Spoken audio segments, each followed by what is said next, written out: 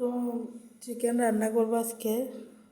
পেঁয়াজ আদা রসুন কষা নিতেছি, কষায় এর মধ্যে মাংসটা দিয়ে দেবো। মাংসটা ফ্রিজে অনেকদিন ছিল, তাই ভাবলাম যে একটু তেলে ভেজে নিই, মশলাটা পরে দেবো। এই চিকেনটা দেখতে থাকবো। তো এখন কষায় নিতেছি ভালো করে, তো মশলাটা দিয়ে দেবো।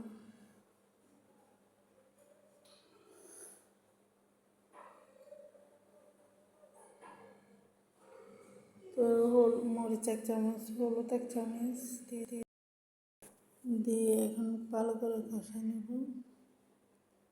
সব হলুদ মরিচ সব 1 চামচ 1 চামচ দিয়ে দিলাম, এখন কষাবো।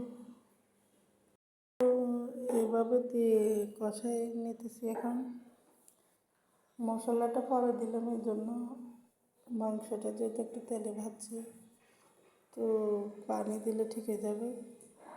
আপনাদের কাছে লাগে মাংসটা এভাবে রান্না করলে আমার ভালো লাগে, কেন জানি।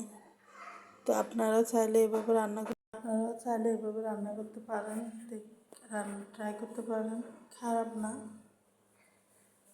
তো মাংসটা কষানো হয়ে গেছে, পানি দেব একটু,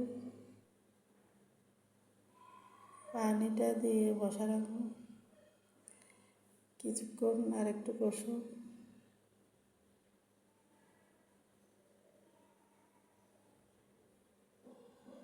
এখন কিছুক্ষণের জন্য ডেকে রাখবো। তো দেখুন আমার মাংস হয়ে গেছে, ফাইনাল লুক। জিরার গুঁড়ি দিয়ে দিলাম 1 চামচ। তো রান্নাটা হয়ে গেছে, আর আজকে কিছু রান্না করব না, ভালো লাগতেছে না শরীরটা, সর্দি কাশি, মনে হয় যে শুয়ে থাকি, কেউ রান্না করে তো খাই।